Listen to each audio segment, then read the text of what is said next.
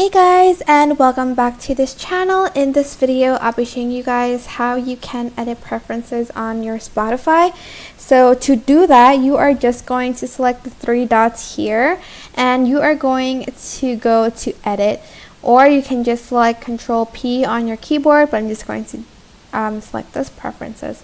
You can change the language of your app, you can edit the explicit content, autoplay, audio quality. I have it on automatic and download in high, local files, etc., display, socials, playback, and other things. So that's basically how you can sort of edit your preferences on Spotify.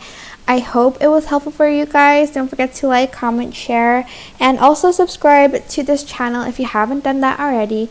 If you have any questions, just leave it in the comment section down below and I will try my best to answer them all for you. Thank you so much for watching. Bye!